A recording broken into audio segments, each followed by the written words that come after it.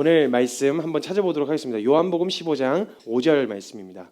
오늘 말씀의 주제는요, 열매를 위한 삶 물음표입니다. 그리고 밑에가 삶이 열매다 라고 이렇게 주제가 되어 있습니다. 열매를 위한 삶, 삶이 열매다. 이렇게. 사람은요, 인생 자체가 유한하기 때문에요, 모든 게 다 유한해요. 그래서 쓰는 에너지도 유한하고요, 육체도 유한하고 쓴 만큼 달아요. 이게 인간이라는 거죠. 유한한 인간. 그래서 몰두하고 에너지를 쏟은 만큼 소모가 되어진다는 거예요. 그래서 지치기도 하고 넉다운이 되는 거예요. 이건 전혀 이상한 게 아니에요. 쓴 만큼 다른 거예요.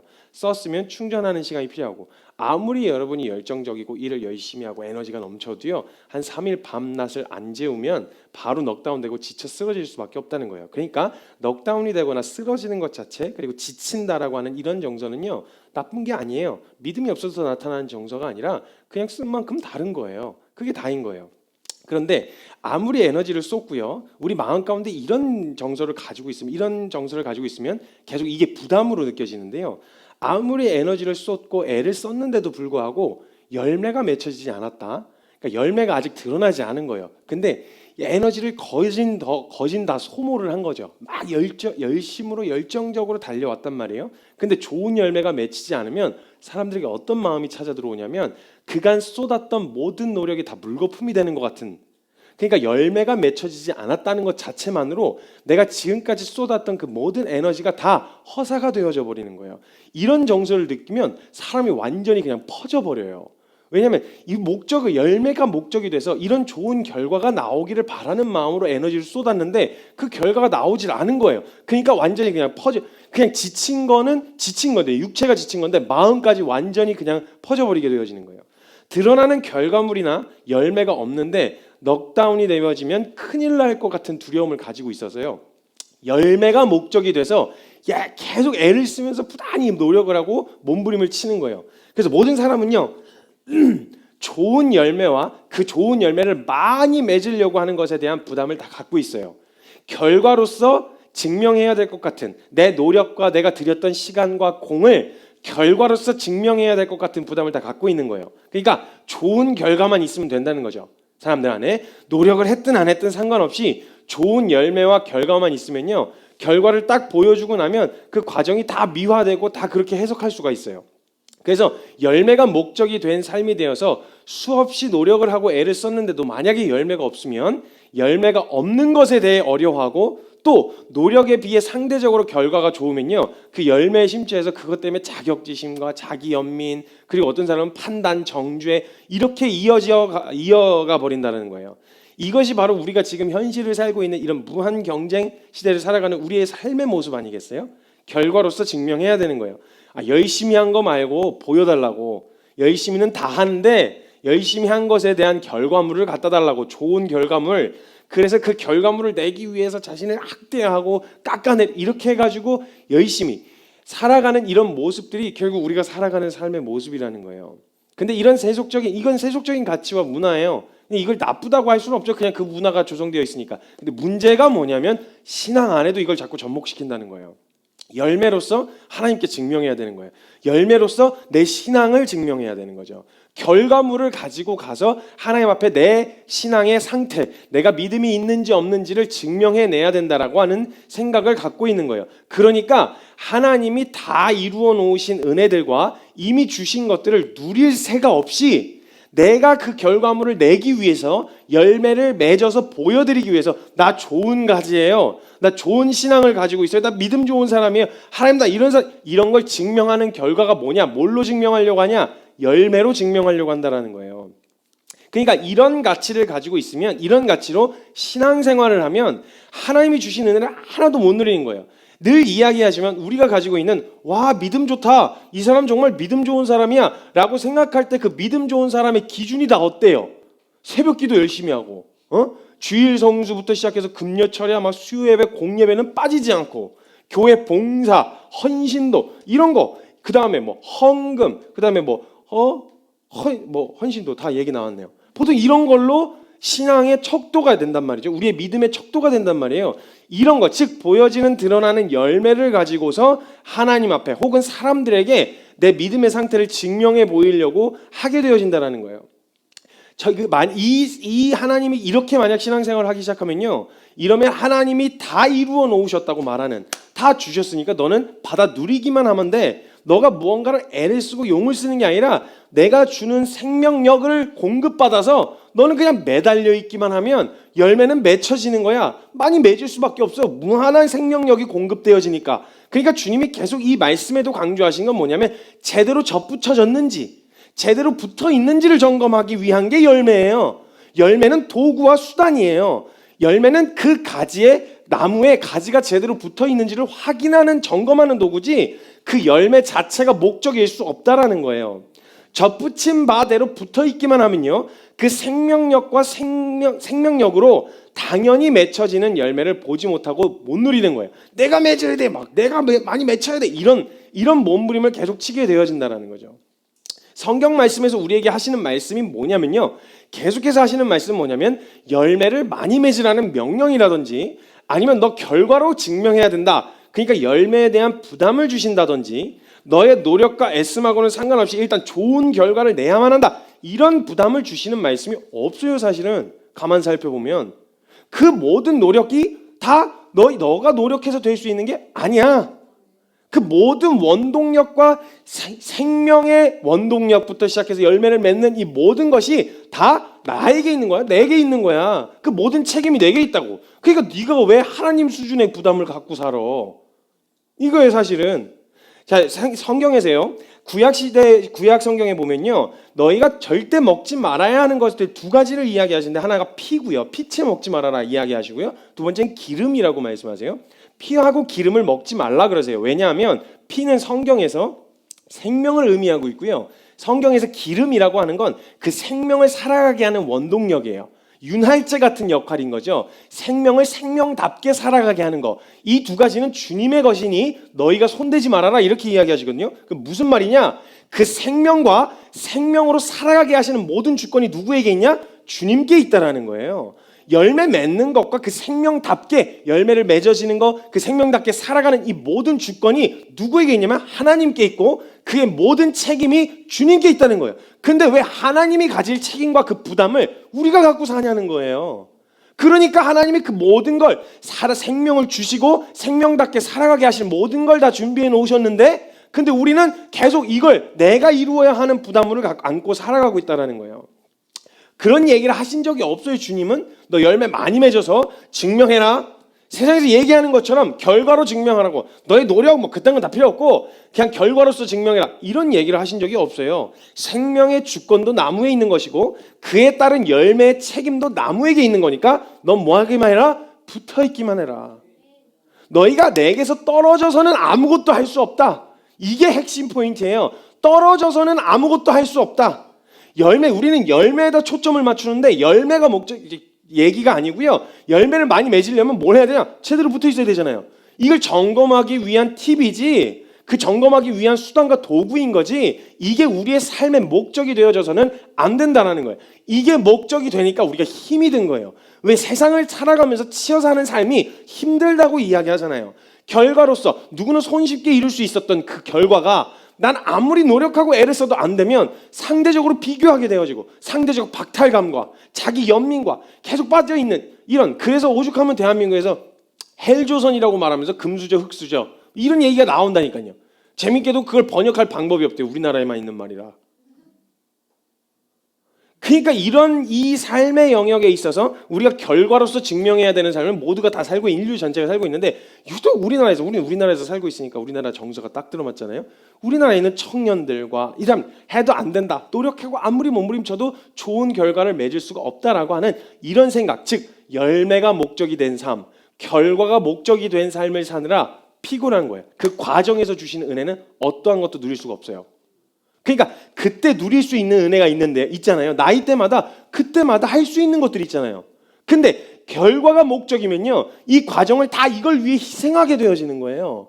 그때 이 20살에는 20살 안에서, 대학 안에서 경험할, 대학이나 아니 그 청년의 시기에 해볼 수 있는 그런 누릴 수 있는 것들이 있고, 30대가 되면 30대가 있고, 40대가 되면 40대가 있고, 50대가 되면 50대 누릴 수 있는 것들이 있는데 누리는 거 하나도 못하고 준비하느라 시간 다 보내고, 좋은 결과가 없어 그래서 그것 때문에 후회하느라 시간 또 다 보내고, 결과가 목적이 되면, 즉 열매가 목적이 된 삶을 살면 그렇게 부담이고 어렵고 지치고 힘들 수밖에 없다는 거예요. 그 생명에 붙어 있기 위한 시도, 그 어떤 사역적인 결과나 다른 열매보다 더 값지게 주님이 바라봐 주시는 게 뭔지 아세요? 열매는 어차피 내가 맺을 거야. 제대로 붙어 있기만 하면. 그죠? 그러면 주님이 가장 값지게 바라봐 주시는 우리 편에서의 시도는 뭐냐면 오늘도 제대로 붙어 있으려고 하는 거. 좀 내가 이제 막 로마서 11장 뒤에 조금 더 이야기할 건데요. 돌 감람나무와 참 감람나무의 예를 드시면서요. 참 감람나무에 돌 감람나무 가지를 접붙인다고 이야기하세요. 돌 감람나무는 되게 그냥 야생 나무예요. 참 감람나무는요. 아주 키우기가 어렵진 않은데요. 열매를 맺는데 아주 오랜 시간이 걸려요. 거기서 맺혀지는 열매는 너무 귀해서 아무나 못 쓰고 그때 당시에 유대인들이요. 제사장이라든지 왕이라든지 하나님께 드리는 기름으로 사용했어요. 올리브 나무거든요. 감람나무가. 번역이 감람나무라고 이제 중국어로 번역이 돼서 그렇게 된 건데 올리브 나무예요. 참 올리브 나무인데 올리브에 근데 돌 감람나무에서 맺히는 올리브 열매는 기름은 냄새도 이상한 곳에서 쓸 수가 없어요. 근데 참 감람나무에다가 돌 감람나무를 접붙이는 거예요. 접붙이면요, 그 접붙임을 통해서 건강한 가지, 야생에서 잘 살아남은 그 건강한 가지가 접붙여지면 거기서 똑같이 참 감람나무의 진액을 먹고 사는, 똑같은 진액을 받아서 거기서 참 감람, 뭐 이렇게 어려워, 말이 자꾸 헷갈려. 참 감람나무 올리브 나무로 해서 참 올리브 나무와 그냥 이것도 어려워. 네. 그래요. 아무튼 그래서 그 좋은 열매를 맺게 되어진다라는 거예요. 그럼 돌 감람나무의 가지가 참 감람나무의 가지에 붙어 있으려면, 열매를 맺으려면 뭘 해야 되냐? 붙어 있는 거예요. 그냥 쟤도 붙어 있는 거예요. 그럼 오늘도 붙어 있으려고 하는 시도는 당연히 열매를 맺게 되어지는 결과를 가지고 오겠죠. 그럼 오늘 가장 중요한 핵심적인 우리의 삶의 태도는 뭐냐? 붙어 있으려고 하는 거예요. 접붙임마된 생명 있잖아요. 우리가 예수 그리스도의 은혜를 통해 받게 된 그 새 생명에 붙어 있으려고 하는 시도가 열매 맺고자 노력하는 애씀보다 더 값진 거란 말이에요. 더 값진 거란 말이에요. 주님이 그렇게 값지게 바라봐 주시기도 하시고요. 성경 어디에서도요, 열매로서 너의 신앙을 증명하라는 말씀으로 부담을 주신 적이 없어요. 이렇게 이야기하면 이 말씀 구절 때문에 아마 오해를 가지실 거예요. 마태복음 7장 16절부터 20절에 이런 말씀이 있습니다. 그들의 열매로 그들을 알지니 가시나무에서 포도를 또는 엉겅퀴에서 무화과를 따겠느냐?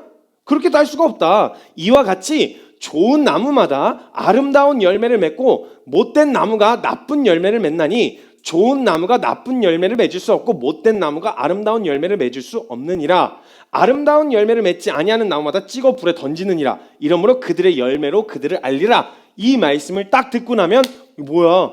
언제 부담을 주신 적이 없어? 열매 맺으라는 거잖아. 이 얘기를 생각한단 말이에요. 근데 이 말씀은 열매를 맺어야 한다라는 부담을 주시는 말씀이 아니고요. 좋은 열매를 맺지 못하면 찍어서 불에 다 던져버릴 거야. 너네 다 살라버릴 거야. 너네 다 지옥 뿌려. 이렇게 말씀하시는 게 아니고요. 좋은 나무에서 좋은 열매가 나오는 건 1 더하기 1은 2다라고 하는 공식과 똑같은 거예요. 그럼 그 좋은 열매가 나오기 위해선 무슨 전제가 있어야 되냐? 좋은 나무에 붙어 있어야 된다는 거예요. 좋은 나무에 당연히 붙어 있으면 그러면 좋은 열매를 맺을 수밖에 없다는 거예요. 근데 오늘 너의 삶의 열매를 한번 봐봐. 너 어디 붙어 있는지를 점검하라는 거예요. 그 말씀은 열매를 그 사람을 보아 알지니라는 말은 열매를 맺어야 된다. 나쁜 열매는 제하고 좋은 열매를 많이 맺어야 된다. 이 부담을 주시는 게 아니라 이 부담을 제가 안 움직일게요. 죄송해요. 흥분했어요. 네. 제가 카메라 밖으로 나간다고 제가 피드백을 많이 들어가지고 제가 가만히 서서 하겠습니다. 여기 이렇게 그 발판을 놓으셔서 발을 좀 묶어주셔야 될 것 같아요. 제가 갑자기 흥분하면 제가 정신줄을 놔버렸고 어디까지 또 까먹었어요? 좋은 열매가 좋은 나무에 붙어 있으면 좋은 열매는 당연한 거니까 좋은 열매 자리에 나아가고 싶어? 혹은 그 열매가 목적은 아니지만 좋은 열매를 맺을 수밖에 없는 삶인 좋은 나무에 붙어 있는 거. 이 전제. 좋은 나무에 붙어 있어야만 좋은 열매가 나오니까 좋은 나무에 붙어 있으라 이거예요. 좋은 나무에서 나쁜 열매도 좋은 열매도 같이 맺을 수가 없어. 좋은 열매만 맺히겠지. 그러니까 점검하고 돌아보라는 이야기를 하시는 거예요. 사실은 제대로 붙어 있는지를. 굳이 맺어라 마라 할 게 아니라는 거예요. 그 열매를 너의 삶에 오늘 드러난 그 열매를 통해서 넌 오늘 점검해봐. 어디에 붙어 있는지, 너의 생명의 공급원을 어디에다 두고 있는지. 당연히 만약 스펀지를 갖다가 먹물에다 갖다 놓으면 까만 물을 빨아들일 거고, 스펀지를 갖다 빨간 물에다 놓으면 빨간 물을 빨아들이겠죠. 그럼 우리가 진짜 새 생명으로, 우리는 막 영향을 받고 사는 사람들인데, 우리를 갖다가 죄에다 담가 놓으면 그 스펀지 그 영향력, 그 세속적인 가치와 그 영향력을 흡수하겠죠. 네, 이런 거와 마찬가지로 너가 오늘 드러난 그 열매, 보여지는 색깔과 보여지는 열매를 통해서 너 어디에 서 있는지를 점검해라. 열매에 대한 부담을 주시는 게 아니었다라는 거예요. 그 열매를 통해서 어디에 붙어 있는지, 제대로 붙어 있는지를 확실히 알 수 있다는 말이에요. 그러니까 열매는 항상 어디에 뿌리를 두고 있는지를 확인하고 점검해야 되는 전제를 깔고 이야기하시는 게 열매에 대한 말씀이에요. 그러니까 열매를 맺으라는 부담을 주시는 게 아니었다는 거예요. 그러니까 열매로 안다는 것은 선한 열매를 맺으라는 것이 아니라 나무의 생명이 나타나는 당연한 결과가 열매이기 때문에 좋은 나무에 붙어 있기를 소망하고 거기에 계속 접붙임받아 붙어 있으려고 몸부림치는 그 시도 자체가 이미 좋은 열매를 맺기 위한 모든 준비가 다 끝난 거예요. 뭔가 하려고 하지 않아도 돼요. 붙어 있으려고 하는 그 시도 자체가 좋은 열매 맺을 준비가 다 돼 있는 거예요. 열매를 맺기 위한 삶이 아니라 우리가 그 나무에 제대로 붙어 있으면 배나무면 배가, 사과나무면 사과가 열리는 것이 당연한 것이라는 거예요. 이 말씀도 역시 열매를 맺기 위한 삶이어야 된다는 말이 아니라 생명나무가 되시는 주님께 제대로 붙어 있음을 오늘도 점검하고 확인해라. 넌 열매를 맺기 위해 사는 게 아니라 맺기 위해 그걸로 나한테 증명할 필요 없어. 그냥 넌 내게 붙어 있기만 하면 돼. 너희가 나를 떠나서는 아무것도 할 수 없음이라가 핵심이에요. 떠나서는 아무것도 할 수가 없다. 이 말씀 뒤에 이어서 바로 나오는 말씀이 바로 21절부터 나더러 주여 주여 하는 자마다 천국에 들어갈 수 없을 거란 이야기를 하시거든요. 근데 그 말씀 이후에 22절에 그 사람들이 항변하면서 하는 이야기가 뭐냐면 자신이 맺었던 수많은 열매들을 가지고 이야기를 해요. 주여, 내가 주의 이름을 통해서 내가 귀신도 내쫓고 능력도 해갖고 사역도 하고 뭣도 하고 다 했는데 나를 모르신다니 그게 무슨 말씀입니까? 이 말씀을 오해해서 열매 자체로 자신의 신앙을 증명하려고 했었던 사람들의 항변이에요. 근데 주님 말씀하세요. 난 너네를 도무지 모르겠다. 난 열매로 보는 게 아니야. 말이 모순되는 것 같잖아요. 근데 주님이 이들의 사역으로 따지면 이들은 주여 주여 예수님께 주여 주여 했고요. 그 이름으로 귀신도 내쫓았고요. 그 이름으로 능력도 행했단 말이에요. 근데 예수님이 보시는 건 뭐였냐? 난 제대로 붙어 있는지를 보지 열매를 보지 않아. 이 얘기이신 거예요. 그러니까 난 널 도무지 모르겠다. 난 너가 붙어 있는지 한 번도 본 적이 없어. 그 열매에 얼마든지 꾸며서 그런 척 맛스럽게 포장하는 거야 얼마든지 가능하지. 그런데 난 널 도무지 모르겠다. 불법을 행한 자들아 내게서 떠나가라. 말씀하시는 거예요. 분명히 보여지는 열매는 선한 열매였어요. 예수님의 이름으로 귀신도 내쫓고 능력도 행하는 좋은 열매였단 말이에요. 근데 그 열매로 증명이 된 게 아니라 오히려 그 열매를 통해서 점검해야 될 것을 점검 못하고 떨어져 나가게 된다는 거예요. 그러니까 예수님이 보시는 건 뭐냐? 열매가 아니라는 거예요. 열매를 보고 싶어서 그러신 게 아니랐다는 거예요. 제대로 붙어 있는지를 보고 싶으신 거예요. 그러니 보여지는 모습은 그리고 열매는 얼마든지 포장하고 치장할 수 있기 때문에 하나님께서 보시는 것은 늘 그래서 말씀하시잖아요. 나 여호와는 사람을 외모로 보지 않아. 보여지는 걸로 얼마나 나이스하냐, 착하냐, 성실하냐, 성품이 좋으냐 이런 걸 보지 않아. 나 여호와는 마음의 중심을 보느니라. 마음이 육체의 키와 배의 키와 같다면요. 마음이 옮겨지면 이미 다 간 거예요. 몸이 좀 떨어져 있어도 마음이 옮겨져 간 거면 다 끝난 거예요. 여러분 만약에 몸은 여기 있지만 마음은 딴 데가 있으면 내가 어디에 있는 거냐? 성경에도 말씀하시는 거예요. 네 마음이 있는 곳에 있느니라. 육체가 아무리 그런 척 행위적으로 아무리 보여줘도 마음이 떠나가면요. 마음이 옮겨지면 그 옮겨진 게 진짜 나라는 거예요. 그러니까 보여지는 것으로 주님 판단 안 하신다는 거예요.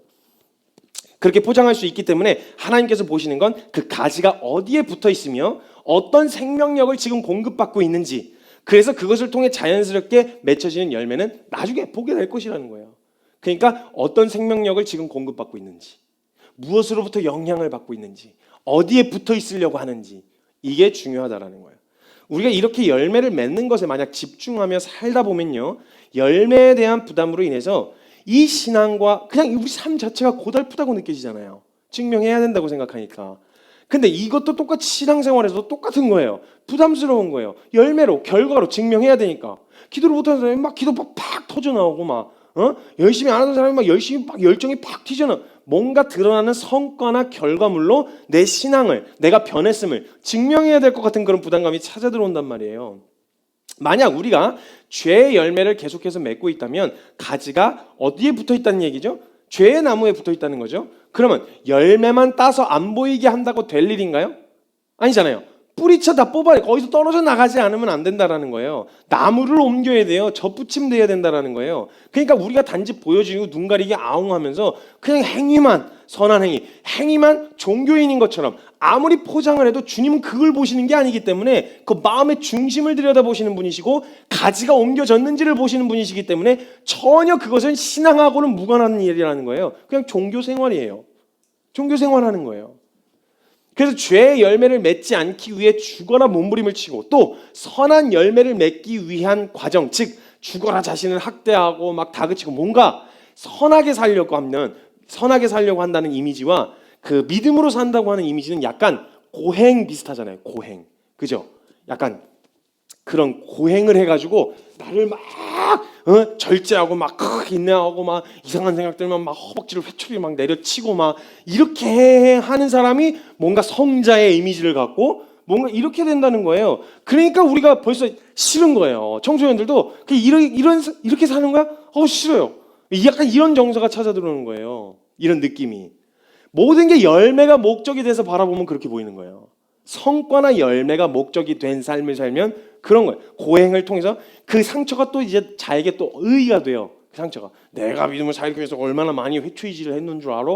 이러면서 이걸 또 이게 자기 의의가 돼가지고 또 사람들 판단하고 정죄하고 또 이런단 말이에요. 이게 열매가 목적이 된 삶이라는 거예요. 이렇게 열매가 목적이면 열매가 맺어지는 과정을 완전히 무시해버려요. 여러분 그거 아세요? 열매가 맺히기까지의 과정이 있다라는 거? 당연히 맺혀지는 열매는 있는데요. 그 열매가 맺히기 위해서는 싹이 터야 돼요. 가지에. 그리고 몽우리가 펴요. 그리고 꽃이 피고요. 꽃이 져요. 그리고 거기서 열매가 맺혀지는 이 과정인데 사과 혹은 배라고 하는 이 열매 외에는 나머지는 생명을으로 취급을 안 하는 거예요. 요것만 생명, 완전한 생명이고 요것 자체로의 완전한 생명임을 증명을 안 하는 거예요. 제가 늘 하는 이야기가 있어요. 생각해 보세요. 저하고 제 아들인 진유를 비교했을 때요. 얘는 저보다 어려요. 심지어 힘도 약해요. 저보다 말도 못해요. 저보다 산수도 못해요. 네. 일도 잘 못해요. 먹는 것도 저보다 덜 먹어요. 그렇다고 해서 저보다 힘도 약하고 뭘 잘 모른다고 해서 이 아이가 생명이 불완전한 걸까요? 아니죠. 이 아이는요. 3살로서의 생명으로는 완전한 거예요. 근데 사람들은요. 이 정도 수준까지의 신앙이 결과가 나타나지 않는 것으로 그 생명을 불완전하다고 생각하는 거예요. 나의 신앙은 불완전하다. 여러분 이건 육체적인 나이를 말하는 게 아닙니다. 진짜 예수 그리스도를 만난 시점부터 시작해서 그 시작된 삶이요. 어떻게 예수님을 바로 만나고 나서 사도 바울 수준이 되겠어요? 여러분 사도 바울 선배님하고 좀 비교하려고 하시면 안 돼요. 사도 바울 선배님은 출발 자체가 달라요. 그러니까 그냥 그분은 다른 사람이라고 생각하시면 왜냐하면 어렸을 때부터 이미 그가 가지고 있었던 성품과 이미 자라온 배경 자체가요. 방향만 딱 바뀌고 나면요. 모든 게 다 그쪽으로 집중된 에너지를 다 가지고 있었어요. 성경에 대한 것도 다 알고 있었죠. 아니 이제서야 성경 처음 보기 시작한 사람하고 성경을 어렸을 때부터 한글로 그걸 띈 사람하고 어떻게 같을 수 있겠어요. 시작 지점 자체가 다르다라는 거예요. 그런데 이 사람보다 잘 모른다고 해서 이 생명이 불완전하다고 하진 않는다라는 거죠. 꽃은 꽃으로서 완전한 거예요. 몽우리는 몽우리로서 완전한 거예요. 반드시 근데 열매가 목적이 되면 열매를 가지고서 왜 여기까지 맺히지 못했냐고 판단하고 정죄한단 말이에요. 그럼 무슨 소리 나겠어요? 예수님 믿은 지 얼마 안 된 사람이 죽으면요. 성경도 잘 몰라. 그 사람은 어떻게 해석할 거예요? 모르잖아요. 답은 모른다예요. 주님만 아신다. 오직 주님만 아신다예요. 그런데 만약에 열매로서 그걸 열매가 목적이 된 삶을 살았던 사람은 뭐라고 이야기하겠어요? 몰라. 거기까지 가지도 못했어. 안 돼. 그걸 믿음이라고 말할 수 없어. 이렇게 이야기하지 않겠냐는 거예요. 조선시대에요. 예수님을 믿은 지 일주일밖에 안 된 성도들이 끌려가 순교했어요. 그 그들에게 성경 말씀 한 구절은요, 자신의 목숨을 던질 만한 가치가 충분했어요. 성경 66권은 몰랐어요. 신학적 지식도 없었어요. 그 믿음으로 살았던 삶보다 그냥 자신의 원함과 정욕대로 살았던 삶의 시간이 더 많아요. 근데 딱 일주일 믿었는데요, 그 일주일 안에 알았던 그 진리만으로도 목숨을 걸기에 충분했던 거예요. 얼마나 아느냐, 얼마나 많이 했느냐, 얼마나 성과가 있었느냐, 아무 의미 없어요. 제대로 옮겨졌느냐예요. 그럼 만약 젖붙임이라고 하는 걸 비유로 들어서 그 성도들이 일주일밖에 안 됐다면요, 이제 칼로 흠집을 내가지고 거기다 꽂아놓고 테이핑해놓은 그 상태예요. 열매는 꿈도 못 꿔요. 제대로 잘 붙어 있기만을 바랄 수밖에 없는 상태예요. 이때는 제가 지지난주에 포기하지 마라라고 하는 말씀으로 나눴었죠. 붙어 있기만 하기를 바라는. 근데 이걸로도 그 생명은 완전하다라는 거예요. 예수님이 주신 생명을 도대체 어떻게 보는 거예요? 예수님 생명 자체가 완전해요. 그분이 주셨다면 담은 그릇이 어떠하든지 상관없이 그릇은 질그릇이라도 그 내용물은 완전하다고요. 그게 7살로서의 생명으로 완전하고 20살로서 성인으로서의 생명으로 완전한 거란 말이에요. 근데 우리가 그게 왜 정서가 제대로 전달이 안 되냐면 열매가 목적이 있는 삶을 살아와서 그래요. 결과로 증명해야 된다. 이런 생각을 갖고 있어도 그런다는 거예요.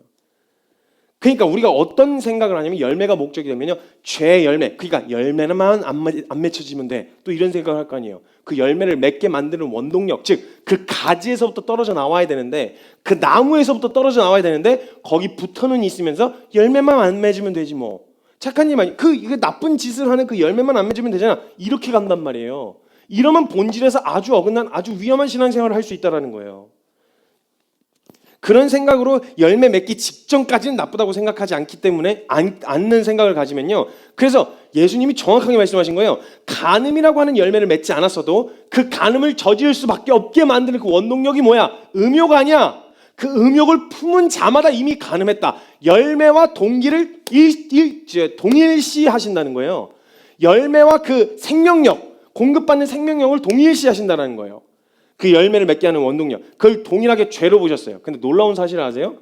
이걸 반대로 보면요, 이걸 만약 반대로 거꾸로 본다면요, 선의 열매도요, 보여지는 열매는 맺혀지지 않았다고 할지언정 선을 향한 소망, 옳은 것을 쫓아 행하고자 하는 소망함, 이게 우리 안에 꿈틀거리기 시작하고 이 삶을 향한 시도가 시작되어졌다면요, 주님은 그것을 열매와 동일시하셔서 보신다는 거예요.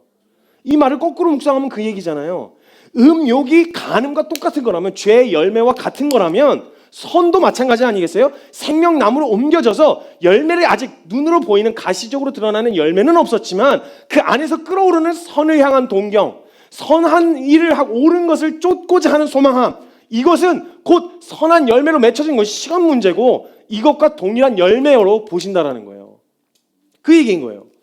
그런데 우리는 열매 맺는 것이 목적이 된 삶을 사느라 열심히 죄의 열매만을 제하고 보여지기에 깨끗해 보이고 좋은 열매로서만 보여지기 위해 그런 열매를 맺기 위해 몸부림치고 애를 쓰다가 그렇게 살다가 지치면 우리의 해석이 어디로 가는 줄 아세요? 나는 주님을 향한 사랑을 잃어버려서 내가 하나님을 사랑한 내가 믿음으로 하지 않아서 난 이렇게 지치고 낙심이 된 거야. 내가 보여진 게 없잖아. 드러나는 결과물이 없잖아. 이렇게 해석하는 거예요. 이렇게 해석하기 시작하면 진짜 큰일 나는 거예요. 이 부담으로부터 벗어나기 위해서는요, 열매에 대한 오해를 벗겨내야 돼요. 무엇이 생명의 열매로 우리의 삶에 나타나는가? 사역의 결과로 나타날까요? 아니면 우리의 성품과 인격으로 나타나야 할까요? 무엇이 생명나무에 젖붙임 바 된 가지로서 제대로 젖붙임 바 된 가지의 삶으로 나타날 수 있겠냐는 거예요. 무슨 열매가 맺혀지냐는 거죠. 그건요, 무엇으로부터 영향을 받기 시작했느냐, 내 삶에 무엇이 영향을 미치기 시작했냐느냐, 이것이 그 삶의 그 가지의 열매로서 증명이 된다는 거예요. 열매는요, 시기에 따라서도 그 가을에 수확을 하는 나무들이 있잖아요. 그럼 겨울에 잎이 다 떨어졌다고 해서 그냥 죽은 나무라 그래요? 아니죠. 그 생명력을 품고 있기 때문에 죽은 나무라고는 안 한단 말이에요. 시기가 아닐 뿐이에요. 그때는 그래서 그냥 기다려줘요.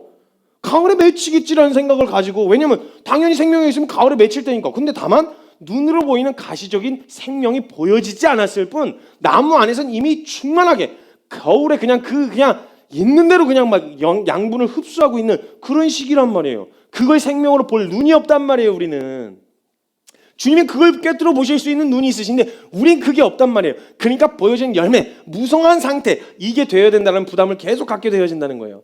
무엇이 생명나무의 젖붙이바 된 사람이 맺는 열매냐? 그건 우리가 어디로부터 영향을 받고 있느냐는 거예요. 제가 진짜 감사한, 지난주에 교제하면서 되게 감사한 고백을 들었어요. 뭐 비교도 아니고 뭐도 아니에요. 그냥 그 말씀을 통해서 일주일 동안 이게 묵상이 되고 막 크게 고민이 되고 치열하다라고 하는 고백을 들었어요. 너무 감사한데 더 감사한 게 뭐였냐면요. 제가 그래요. 말씀 일주일 동안 지금 제가 여러분과 함께 나누는 이 말씀들이요. 제가 겪었던, 제가 막 과정 중에 제가 고민했었던 내용들. 저는 제가 그때도 말씀드렸지만 설교 준비를 전 서재에 가서 안 해요. 교제해요. 사람들하고. 저는 진짜 설교, 성도들의 심령과 마음을 이렇게 움직일 수 있게 하는 설교가 어디서 나올까 했는데 물론 그건 하나님의 말씀이죠. 하나님의 말씀인데 이 말씀이 삶에 어떻게 체화될 수 있는지를 고민하고 너는 어떻게 생각하니? 너 이거 고민을 어떻게 해봤니? 그거 한번 해보자. 해보다가 이거 안 되는데?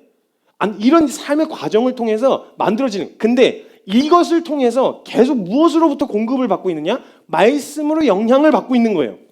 공급을 제가 잘했냐 못했냐 이런 얘기를 하는 게 아니에요. 공급을 계속 받게 되어지는 거예요. 그러면 이걸로 이 영향을 받고 있다면 난 지금 어디에 뿌리를 내리고 있다는 얘기예요. 말씀이라고 하는 터에서 뿌리를 내리고 있다는 얘기인 거예요. 여러분들 무엇이 자꾸 여러분의 심령에 자극이 되시나요? 무엇이 여러분의 영향을 주고 계신가요? 여러분의 뿌리를 어디에서 무슨 양분을 빨아들이고 계신가요 지금? 열매는 단숨에 맺히는 게 아니라는 거예요. 아까도 말씀드렸지만 열매 맺기 위한 수많은 과정이 있어요. 젖붙였다고 해서 바로 뿅 하고 나오지 않고요. 농부도 그런 걸 기대하지 않아요. 심자마자 그 다음날 가서 왜 싹이 안 나? 이러면서 그냥 밟아버리고 다 엎어! 이래갖고 이러면 그건 약간 분노 조절 장애를 의심해 봐야 되는 거예요. 그런 농부는 없어요. 심었으면 열매가 내일 당장 맺힐 게 아니라는 걸 알고 있어요. 물론 빠른 시간, 어떤 나무는 빠른 시간으로 맺히는 나무가 있고 어떤 시간이 오래 걸리는 나무가 있을 수 있지 않겠어요? 그건 우리는 모르지만 주님은 아시잖아요. 그럼 주님이 가장 중요하게 보시는 건 뭐냐면 작은 나무여도 상관없어. 뿌리가 얕아도 상관없어. 근데 제대로만 심겨져 있으면 뿌리는 내릴 거라는 거예요. 이 붙였다고 해서 바로 열매부터 나오지 않는다는 거죠. 싹이 나고 몽우리가 맺히고 꽃이 피고 꽃이 지고 그리고 열매를 맺게 되어진다는 거예요. 이 모든 과정이 생명이 있음을 증명하는 과정이에요. 저와 여러분 안에 진리를 향한 소망함 있잖아요. 그냥 막 피곤해. 이런 삶에서 내 삶의 완전히 방향이 그냥 내 원함대로 하고 싶은데 그냥 끌려와서 어쩔 수 없이 있는 그런 신앙생활을 해야 된다니까. 안 그러면 지옥 간다니까. 그래가지고 그냥 막 어쩔 수 없이 하는 이런 게 아니라 살고 싶은데 진짜 말 그대로 육체의 연약함과 말 그대로 진짜 막 애쓰고 몸부림은 쳐보지만 육체의 한계 때문에 그 한계 앞에서 무기력한 자신을 발견한 이런 싸움 안에서 이런 싸움이 지금 어디서부터 영향을 받고 있는 거겠냐고요. 싸워보고자 하는 그 삶을 살고자 하는 의를 소망하고 옳은 것을 소망하게 되어지는 이 에너지는 도대체 어디서부터 나오냐는 거예요. 근데 이걸 생명으로 안 본다는 거예요. 이걸 모든 과정이요. 열매를 맺기까지의 그 모든 과정은요. 생명이 있음을 증명하는 과정이에요. 그래서 주님은요. 드러난 아주 멋진 열매가 아니고요. 우리의 삶 가운데 작은 싹과 같은 증명할 수 있는 싹과 같은 어떤 열매가 맺히게 하세요. 그리고 몽우리가 이렇게 피는 것 같은 그런 열매를 보게 하신다고요. 근데 그런 우리가 보이는 것 자체에 굉장히 취약하다는 걸 아셔서 그런가 봐요. 그러니까 그런 과정들을 통해서 열매 맺는 모든 과정이 생명이 있음을 증명하는 시간이라는 거예요. 인간은요. 원튼 원치 않든 상관없이 죄인의 생명을 가지고 태어났어요. 그렇기 때문에 어려서부터 죄인된, 즉 자신의 정욕과 원함으로 살아가는 것이 당연한 것처럼 살아왔고요. 우리가 노출된 그 세속적인 문화와 이런 죄인들이 살아가는 모든 곳에서 영향을 받고 살아왔어요. 그런데 우리가 그 자연스러웠던 공급을 거부하고 거기서 가지를 꺾어서 이제는 그 공급을 거부하고 새로운 생명의 젖붙임 바 됐으면요. 제일 먼저 나타나게 될 반응이 뭐냐면요. 열매가 짠하고 맺혀지는 게 아니라 원래 살던 삶에서 좀 부대끼고 거북스러운 반응이 나타나지 않겠냐는 거예요. 익숙하지 않으니까 서툴고 이게 뭔지 제대로 분별을 할 수 없는 이런 모습은 여러분 자연스러운 거예요. 자연스러운 생명의 반응이에요. 애가 태어나자마자 무엇이 분유고 무엇이 기저귀인지를 구분할 줄 알면 이건 무서워요. 엄마 태어나자마자 엄마 기저귀 갖고 와 이렇게 하면 무서운 거예요. 애기는 모르는 게 당연한 거예요. 그게 자연스러운 생명의 반응이에요. 그러나 그 배설하고 뭐 이렇게 싸고 먹고 하는 그 모든 걸 통해 뭘 먹으면 되는지 뭘 먹으면 안 되는지 이거 모른단 말이에요. 그럼 옆에서 딱 붙어서 지도해주고 그냥 키워주잖아요. 아이를 키우듯이. 그러니까 그렇다고 그 생명이 불완전하다고는 할 수 없고 그 생명이 주는 기쁨을 우리는 마음껏 누리잖아요. 그렇죠? 그 생명이 그걸 못해서 누리는 어려움도 느끼는 어려움도 있지만 그 아이가 그 꼬맹이 아이가 그냥 막 울고 막 똥도 가릴 줄도 모르는 애가 그냥 한번 웃고 그냥 애교 부리면 그 생명 자체가 주는 기쁨이 있단 말이에요. 여러분 이거요. 여러분 3살짜리가 주는 생명의 기쁨 아시잖아요. 여러분 아기들 얼마나 이뻐요. 너무너무 이뻐요. 물론 이제 조금만 지나면 미운 4살이라고 한다고 하는데 그렇다고 뭐 버릴 만큼 믿겠어요? 제가 잘 몰라서요. 묻는 거예요. 버릴 만큼까지는 아니잖아요. 그렇죠? 그래 갖다 내다 버릴 만큼 내다 맺힐 만큼은 아니니까 그러면 그 생명이 주는 기쁨이 있단 말이에요. 여러분 여러분의 신앙의 상태가 어떠하든지 상관없이 생명이 제대로 접붙임만 되었으면요. 여러분 신앙이 어려서 줄 수 있는 하나님께 드릴 수 있는 기쁨이 있어요. 꼭 성숙해서 성인이 돼서 가지고 가는 열매만이 하나님께 기쁨이 아니라 그 생명에게서 나오는 기쁨이 있단 말이에요. 근데 이걸 자꾸 주입식으로 열매는 맺어야 하는 이 목적이 그것이 된 삶을 살아오게 그렇게 만들어버려서 어느새 알게 모르게 우리의 신앙생활 안에서도 그런 열매로서 하나님께 증명해야 되는 삶을 살고 있지는 않았냐는 거예요. 네, 조금 부대끼고 거북스러울 수 있지만 새로운 생명력을 전달받기 시작했다는 거. 이건 제대로 안전한 거예요. 완전한 생명인 거예요.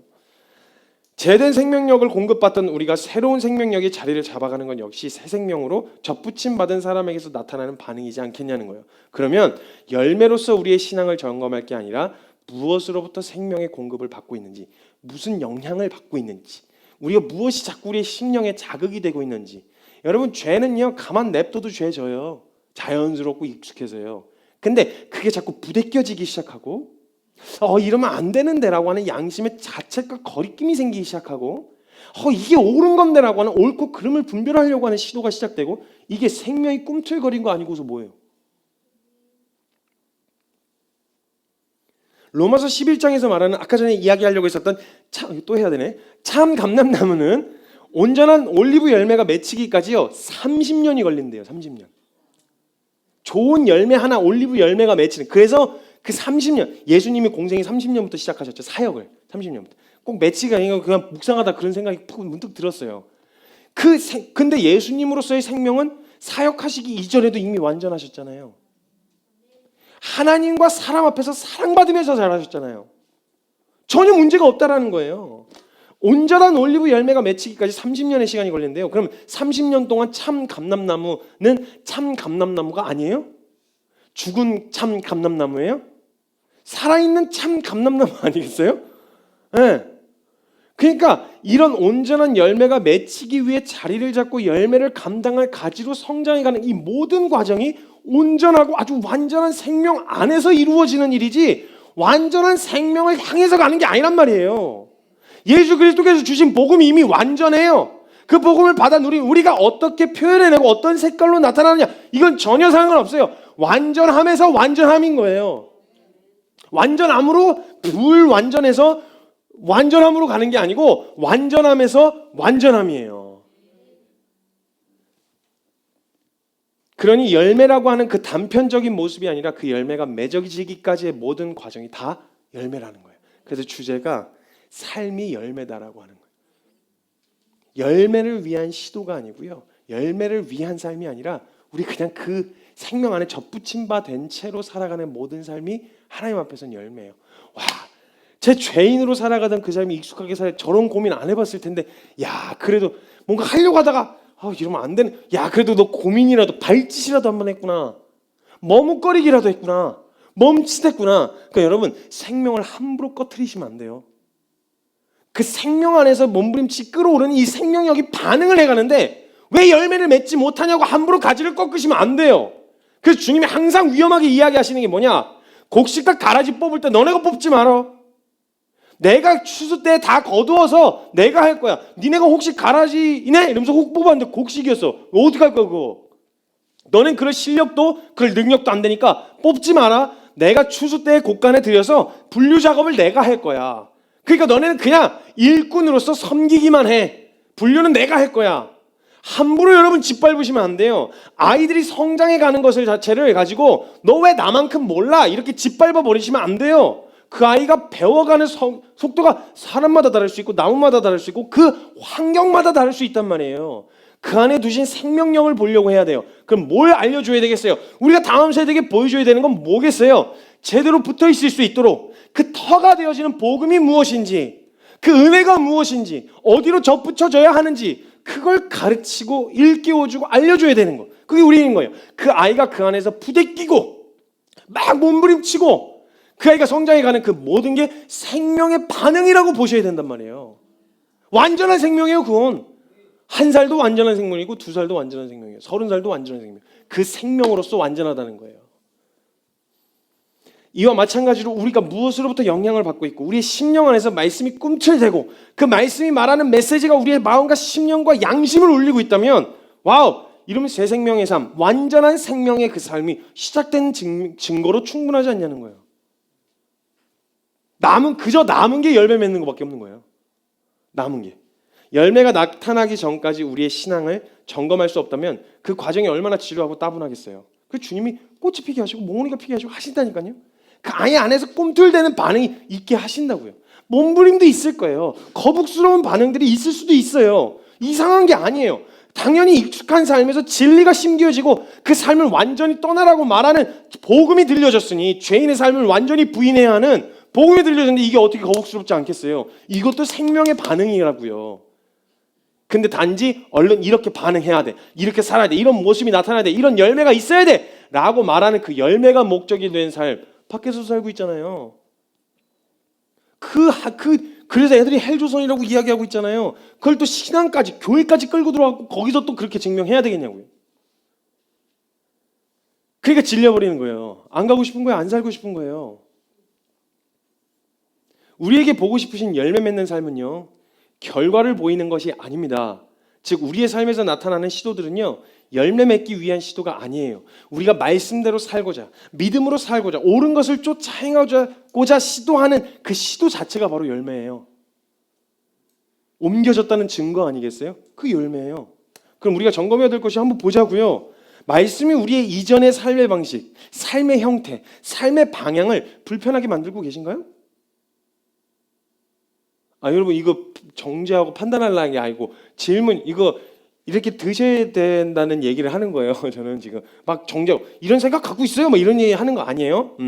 말씀이 우리가 이전으로 죄인으로 익숙하게 살아가던 방식과 삶의 형태와 방향이 있잖아요. 이제 그냥 편하게 술 한잔 먹었대 막 이렇게 하는데 이게 지금 불편해지기 시작했어.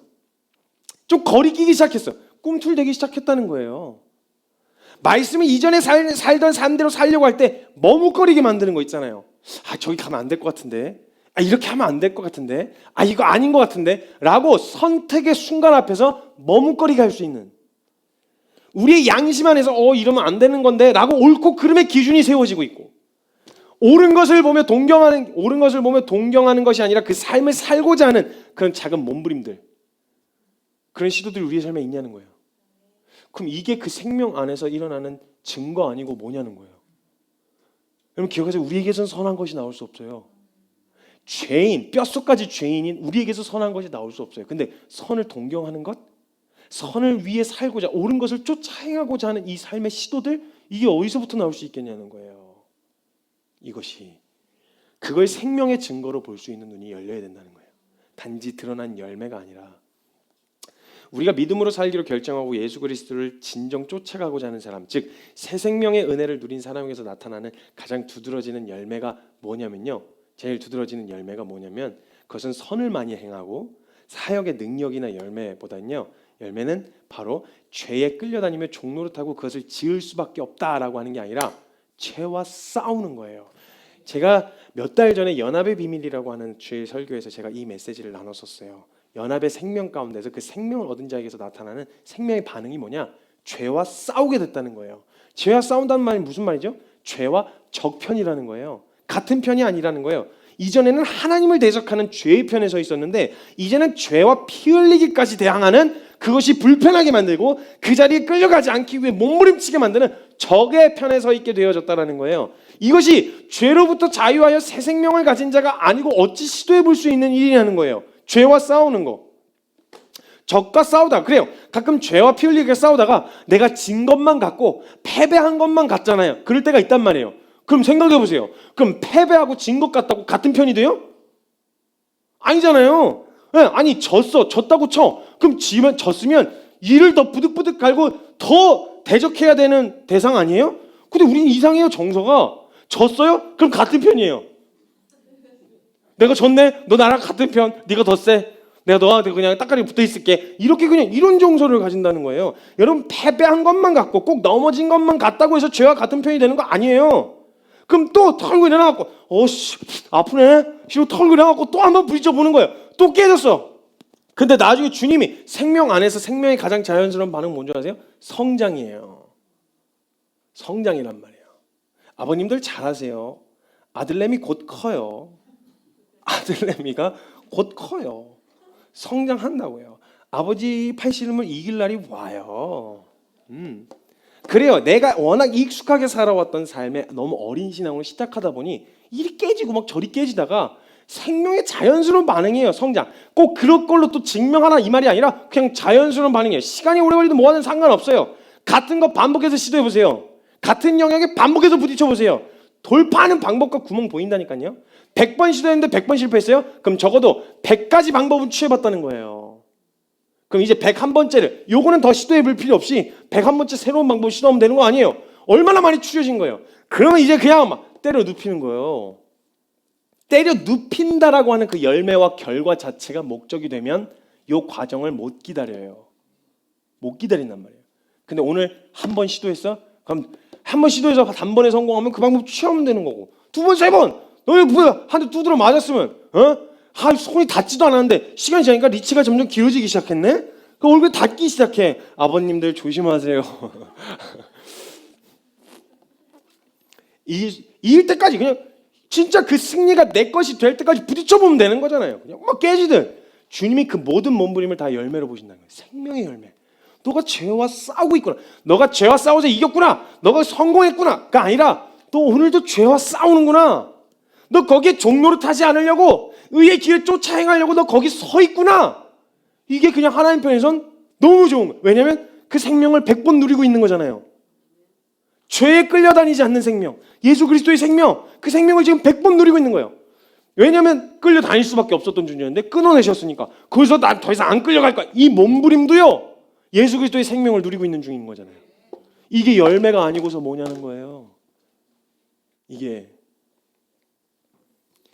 죄로부터 자유의 새 생명을 가진 자가 아니고서는 어떻게 해볼 수 있냐는 거냐는 거예요. 내가 이번에 넘어지고 이번 전투에서 졌다고 해서 결코 적과 같은 편이 될 수 없어요.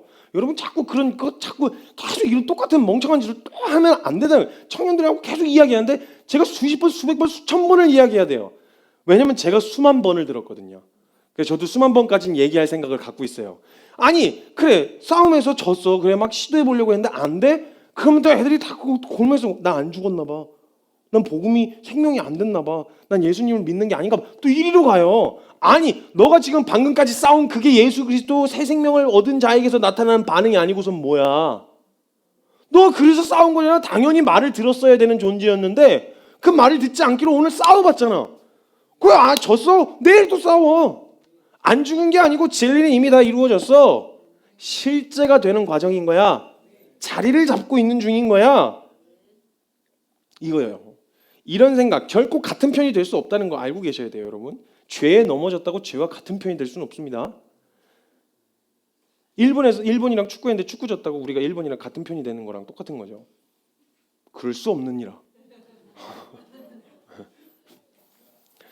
절대 같은 편이 될 수 없다는 것. 즉 은혜 입은, 죄로부터 자유한 사람에게서 나올 수 있는 열매라는 거예요. 기억하셔야 돼요. 믿음 안에서 맺히는 열매는 선한 성품, 확고한 의지, 사역의 결과물. 네, 이걸로도 맺힐 수도 있어요. 이게 바로 나타날 수도 있고요. 원래 확고한 의지를 갖고 있었던 사도 바울과 같으면 확고한 의지를 가진 채로 시작할 수도 있겠죠. 근데 이 열매, 믿음 안에서 맺히는 열매가 선한 성품이라든지 확고한 의지, 사역의 결과물이 아니라 말씀의 생명력을 계속해서 전달받고 누리는 거예요. 예수 그리스도의 생명, 죄하고는 싸워보고 선을 향해서는 쫓아내고 시도해보고 이런 부딪힘, 죄로부터 자유하게 하시는 생명을 누리는 것, 이게 죄와 싸우는 것으로 나타나고요. 은혜 안에 있는 새 생명은 열매에 연연하지 않고 이미 다 주신 것들을 받아 누리는 것으로 드러나게 되어진다는 거예요. 열매 맺는 삶은 바로 선과 옳음을 선택할 수 있게 된 것과 그것을 따르지 못하게 하는 죄와 싸우게 되어졌다는, 이거 진짜 여러분 어마어마한 열매예요. 새 생명의 열매예요. 그러니 그저 열매라고 하는 결과로서 우리의 신앙과 새 생명을 증명하려고 하지 말고 오늘 우리에게 주어진 죄와의 싸움, 그것을 통해서 의를 향한 소망함, 한 걸음, 이 한 걸음, 주님을 통해서 그 은혜를 주시는, 그 싸움을 통해서 주시는 은혜를 받아 누리는 것으로 우리는 새 생명을 공급받는 성공적으로 접붙임 바 된 가지임을 확인할 수 있다는 거예요. 무엇으로부터 여러분 영향을 받고 계신가요? 무엇으로 하나님께 내가 믿는 자임을 증명하려고 하시나요? 혹시 드러나는 나의 성품이나 열정, 의지, 사역 이런 걸로 증명하려고 하고 계시진 않으신가요?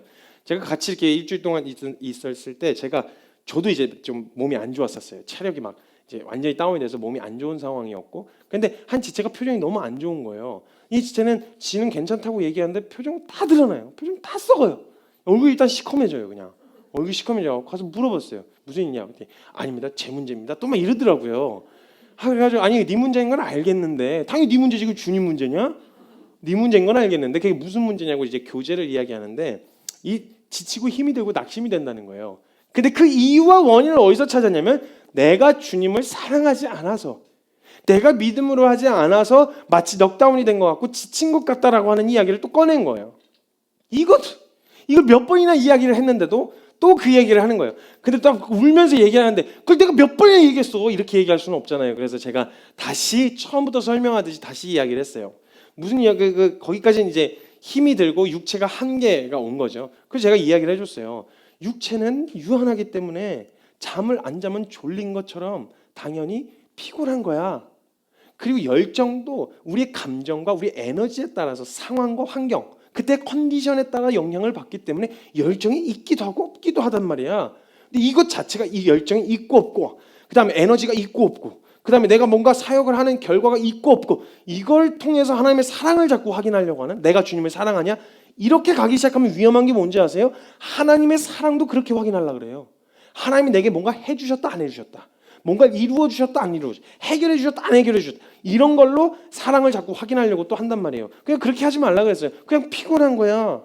피곤해서 더 갈 수 없고 지쳤을 때는 지친 상태에서, 그 육체의 연약함과 한계를 가진 상태에서 하나님의 사랑을 표현할 수 있는 방법이 있어. 늘 어떻게 방방 뛰면서 찬양을 해? 가끔 가만 서서 내 주를 가까이 하게 하려 하면 이런 찬양도 좀 불러주고, 그래서 느린 찬양도 있고 빠른 찬양도 있는 거 아니겠어? 그렇잖아요. 그때 그 상황과 그 컨디션 안에서 주님께 드릴 수 있는 사랑 고백이 있어요. 그렇게 넉다운이 되고 지쳤다라는 것이 하나님을 사랑하지 않아서 넉다운이 된 게 아니라 육체가 연약해서요. 내가 열정이 식었구나, 내가 첫사랑을 잃어버린, 이게 아니라 그냥 피곤해서요. 그래서 주님도 잠을 주셨잖아요. 인생의 3분의 1을 잔다는데 잠을 왜 주셨겠어요? 더 일해! 이러면 채찍질 하시면서 더 일하라고! 남들 자는 시간에 너는 일어나서 일을 해라! 막 이렇게 해서, 그래서 잠을 주신 거겠어요? 그리스도인들은 깨어있으라 그러셔가지고? 아니란 말이에요. 쉴 땐 쉬어야죠.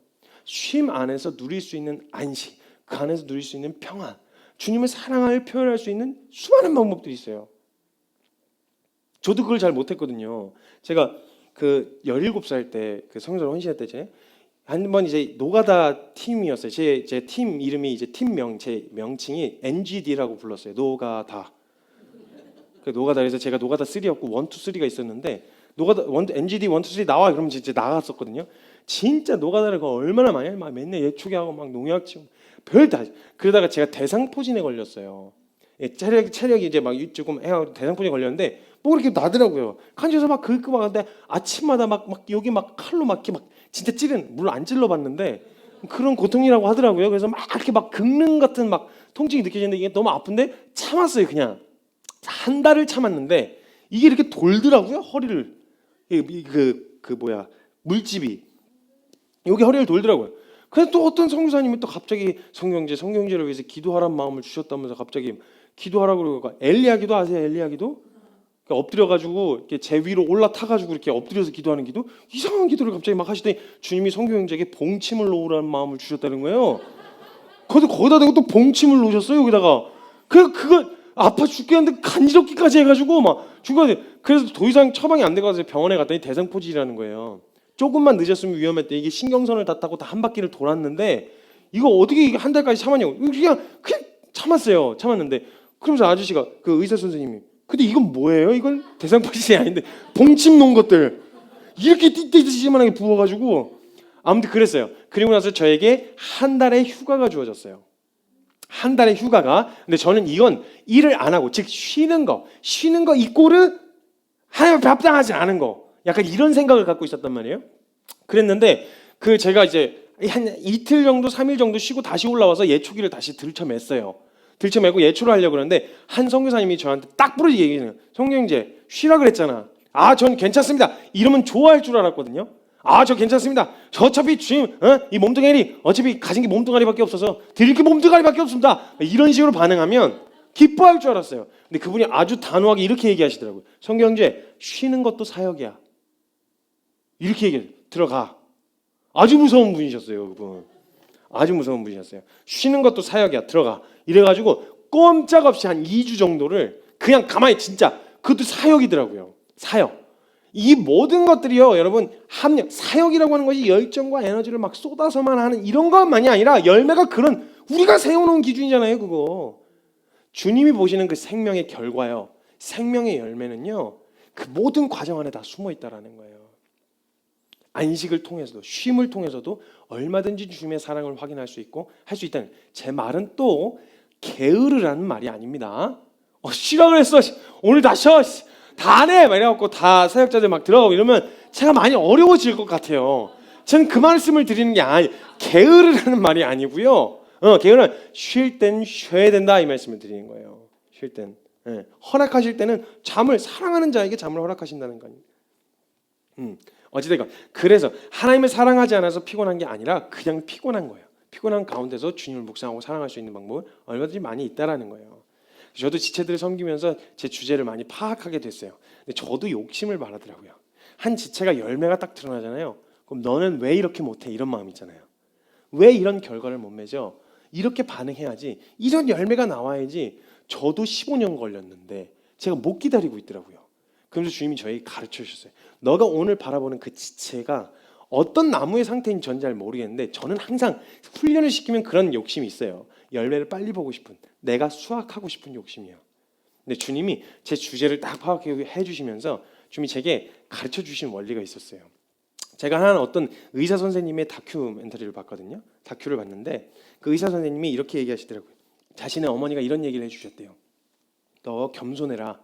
너가 그 사람 인생에 그 짧은 시간 5분에서 10분 정도 그 짧은 시간 만났지만 너가 그 사람에게 그 정도의 임팩트를 줄 수 5분이나 10분 정도 그 사람 인생에 개입해서 그 정도의 임팩트를 줄 수 있었다는 것 자체에 감사해라. 이렇게 가르치셨대요. 제가 그 이야기를 듣고 너무 큰 충격에 빠졌어요. 나는 전 다 하고 싶은 거예요. 제가 씨도 심고 물도 주고 싹도 보고 열매도 수확하는 걸 제가 다 하고 싶은 거예요. 주님이 그때 제 주제를 확실하게 가르쳐요. 이미 어떤 이는 제가 열매를 본 지체는 이미 누가 씨를 뿌려다 놓고 온 거예요. 그리고 누가 물을 주었고요 이미. 그리고 저는 오늘 수확을 한 거예요. 그럼 제가 뭘 어떻게 해서 바꿔놓은 게 아니라는 거예요. 그럼 그 영광은 누구겠어요? 그 모든 것을 합력하여 이 사람에게서 이 열매를 거두게 하신 주님께 올려줘야죠. 그 열매는. 열매에 대한 영광. 근데 이 자식은 뭘 계속 얘기했는데 바뀌질 않아. 그럼 저는 오늘 땅을 기경하는 중인 거예요. 이 지체, 삶의 땅을 기경. 근데 저는 이걸 그냥 수고라고 생각했어요. 근데 저는 이 사람 인생에 이 정도 개입할 수 있는 걸 영광이라고 생각해 본 적이 없었던 거예요. 와, 어떻게 열매 맺을까에 대한 기대와 상상이요. 이걸로 해야 되는 그 마음을 주님이 그 원리를 가르쳐 주셨어요. 물론 믿음이 아주 많이 필요할 때가 많아요. 진짜 믿음을 많이 써야 돼. 기경한다. 이 새끼는 돌이 언제까지 나오는 거지? 이런 생각. 기경만 하다가 막 3년이 지나고 4년이 지나고 이 새끼는 언제 바뀌냐 이런 생각이 들 때가 있긴 있어요. 그런데 그냥 그 인생 가운데 나는 오늘 기경하는 자로 부르신 거예요. 그 인생에게 저를 기경하는 자로 부르신 거예요.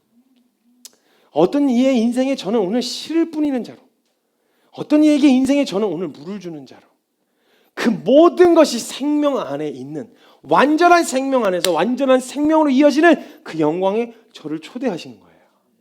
그럼 저는 수확을 하든 물을 주든 씨를 뿌리든 땅을 기경하든 어떤 역할이든 상관없이 그 자리가 가장 영광스러운 자리라는, 욕심을 내려놓게 하셨어요. 왜냐하면 보니까 제 심령을 기경하시고 이 안에다 씨를 뿌리시고 자라게 하신, 아직도 싹이 요만큼 난 수준밖에 안 되는 것 같지만 그 과정이 있었더라고요. 10년 동안 누군가가 제 심령에 누군가를 붙여주셔가지고 그냥 막 하다가 지쳐서 나가 떨어지면 바토 터치해갖고 다른 사람 또 보내주셔갖고 또 한참 또 바토 터치해가지고 또 다 기경해 주시고, 저희 부모님이 한참 저를 기경해 주시고 막 그렇게 하다가 저희 마누라한테 바토 터치해갖고 나 안 되겠다 바토 터치해갖고 저희 마누라가 또 기경을, 이렇게 주의 저의 삶을 포기하지 않으시고 열매를 기대하지 않고 그 자리에 충실히 하셨던 각 사람이, 그 교회 공동체가요, 완전하면서 완전함으로 자라가지 않겠냐는 거예요. 열매가 목적이 있는 삶만 말고요, 접붙임 받은 생명이 있는 교회요, 생명이 있는 성도요. 지금 어느 정도인지 상관없어요. 비교하지도 마세요. 기경할 때요, 완전히 기경하지 못해서 돌이 남아져 있는 채로 씨를 심었던 사람은 또 나중에 돌 또 뽑아내야 돼요. 그럼 기왕 저렇게 된 거 그냥 난 아예 다 돌 제하고 시작하자, 이런 마음으로 또 하시면 되잖아요. 비교할 게 아니에요. 씨를 심겨지면 곧게, 물을 줄 때도 그냥 넉넉히, 응? 빠져 죽고 그냥 넉넉히 그렇게 줘서, 아니 그 모든 과정이 하나님의 완전한 생명 안에 있다라는 걸 잊지 마셔야 돼요. 열매를 보고 조급해하실 필요도 없고요. 오늘의 모습으로 하나님께 영광이 되고 충분히 기쁨이 될 수 있다는 거예요. 사람 보고 쫓지 말고 오늘 우리에게 두신 생명이 내게서 어떻게 생명력 있게 나타나는지 주님 앞에 그걸로 기쁨이 될 수 있다라는 거예요. 어떤 감람나무는 30년 걸리는 나무가 있고요, 어떤 나무는 1년 만에 맺힌 열매가 있어요. 비교할 대상도 아니에요. 30년 오래 걸렸던 만큼 소중한 열매가 맺힐 거예요.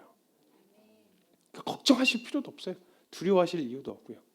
우리도 정말, 그러니까 우리가 정말 돌아봐야 될 건 다른 게 아니라 열매를 많이 맺고 있느냐가 아니라 저와 여러분 안에 제대로 붙어 있는지 점검하셔야 돼요. 제가 한 영상을 봤는데요, 그 영상이 다른 아주 상관없는 영상이었는데 되게 마음을 울렸어요. 그 메시지, 그 문구가요. 그 문구가 제가 하려고 했는데 분위기가 전혀 안 잡힐 것 같아갖고 그냥 영상을 보여드릴게요. 어머니가 한 40초 되는 짧은 영상이에요. 이걸 보고 바로 함께 좀 같이 기도하는 시간을 좀 가지려고 해요. 대신 귀티 잘잘 흐르는 옷 입고 갈 거야. 있어 보이게. 달미야. 응? 넌 코스모스야. 아직 봄이잖아. 천천히 기다리면 가을에 가장 예쁘게 필 거야. 그러니까 너무 초조해하지 마.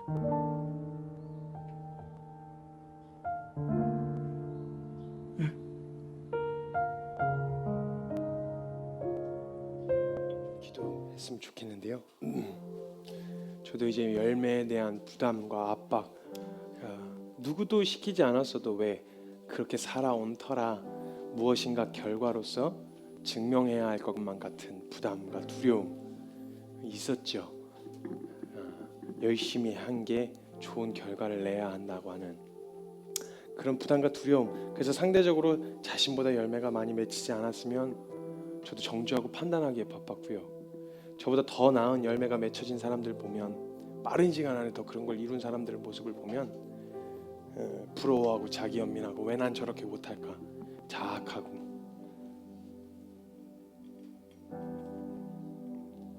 이 메시지를 보면서 그런 생각이 들었어요. 그 영상을 보는데 아직 봄이잖아. 가을까지 찬찬히 기다리면 꽃이 필 거야. 물론 맞아요. 우리 오늘이 마지막인 것처럼 살아야 돼요. 저와 여러분이 살아가는 삶이 언제 주님 만나 뵐지 모르기 때문에 가장 좋은 모습, 가장 이쁜 모습으로 주님 앞에 올라가야 되는 게 맞겠죠. 그래서 주님 앞에, 주님 어느 순간에 주님을 딱 배웠을 때 열매가 아무것도 맺혀지지 않은 것 같은, 텅 빈 그릇을 들고 있어도요, 주님은요 우리를 꽃으로 보실 거예요.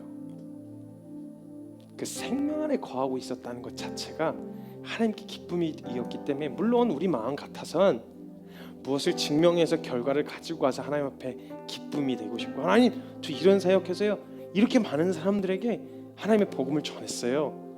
하나님 제가 있게 하신 그 공동체 안에서요 이만한 많은 사람들이 저 때문에 회심했어요. 이런 영향력을 흘려보냈어요. 이런 열매 많이 맺으면 좋죠. 그게 어떻게 싫을 사람이 어디 있겠어요. 그런데 우리가 어느 순간이든 그 마지막 순간에 주님 앞에 딱 섰는데 뭔가 준비만 하다 온 것 같아. 뭔가 제대로 한 것도 없어. 그냥 치열하게 혼자 싸우다 온 것 같아. 그래서 주님께 뭔가 보여드릴 만한 열매도 없어. 결과물도 가지고 있지가 않아. 그래서 낯이 너무 부끄럽고 죄송스러웠고 이러고 있는데, 주님이 우리를 보실 때는 그 어느 순간이었든 상관없이 주님 우리를 꽃으로 보신다는 거예요. 어느 순간에 주님 앞에 올라가든, 아이고 우리 아이들 이쁘게 몽우리가 졌네. 아이고 우리 아기들 이쁘게 싹이 텄네. 아이고 꽃이 폈네. 아이고 꽃이 졌네. 열매가 맺었네. 하늘의 미랄이 되었네. 그 하나님이 예수 그리스도의 생명에 접붙임 바 된 그 모든 생명의 과정이요, 하나님 보시기엔 이미 이쁜 거예요. 여러분, 주렁주렁 매달린 나무, 열매가 많이 맺혀 있는 그런 나무가 아니고요. 물론 그런 나무도 기뻐하시죠. 기뻐하시지 않을 수는 없어요. 그것도 생명의 결과니까요. 그런데 싹이 터 있는 모습을 보시는 것도 그렇게 기쁜 거예요. 아이고 저기 싹이 텄네. 우리 아이들 여기서 싹이 텄네. 여기 몽우리가 폈네. 꽃이 폈네.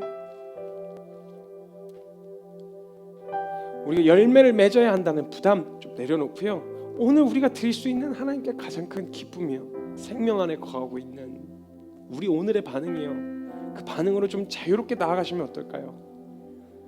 또 이렇게 살아야 돼, 이렇게 살아야 되는 거야, 이런 게 아니라 오늘 드릴 수 있는, 다리를 저는 사람이 있으면 저는 것으로 예배하면 되고요, 몸이 아픈 사람이 있으면 그 아픈 몸뚱아리로 주님 예배할 수 있고요, 나약하고 잘 모르고 무식한 사람이 있다면 그 무식함을 통해서 하나님을 기쁘시게 할 수 있고요. 왜냐하면 주님이 유식한 사람을 기뻐하신다고 하신 적은 없었으니까. 우리 그 주님의 마음을 품고 우리가 서로가 서로를 바라본다면 생명 안에서 완전하면서 완전함으로 자라가는 그 생명력 있는 공동체가 될 수 있지 않겠냐는 거예요. 사랑하는 여러분, 먼저는 우리 자신을 좀 그렇게 보셔야 될 것 같아요.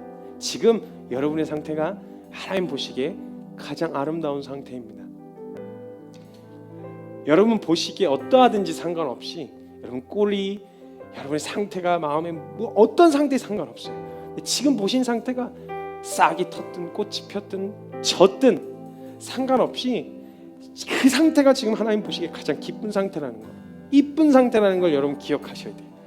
이 마음의 여유를 가지고 우리가 서로를 바라본다면 우리가 열매가 아닌 그 존재로 바라보는 그 일이 가능해질 거라고 저는 믿어요. 주님 앞에 우리 좀 그렇게 자유한 마음으로 좀 나아갔으면 좋겠어요. 하나님, 저 오늘 나아왔어요. 오늘 주님 앞에 저 섰습니다. 제가 보기엔 별로 마음에 안 들지만 하나님 보시기엔 또 이쁘다 하시니까, 하나님 이쁘다고 하시니까 그럼 된 거죠. 우리 그 주님 앞에 좀 나아갑시다. 그리고 하나님께 마음껏 기쁨이 되어드립시다. 하나님 좀 웃게 해드리시고, 사역이나 열매나 결과가 아니라 우리 존재로서 하나님께 기쁨이 되는 그 자리로 우리 함께 나아갈 수 있었으면 좋겠습니다. 우리 이 시간에는 따로 주여 간절하게 부르지 않고 각자의 기도와 각자의 고백으로 함께 자유롭게 주님 앞에 예배하며 기도하는 시간이 되겠으면 좋겠습니다. 기도합시다. 예, 하나님, 주님 하나님.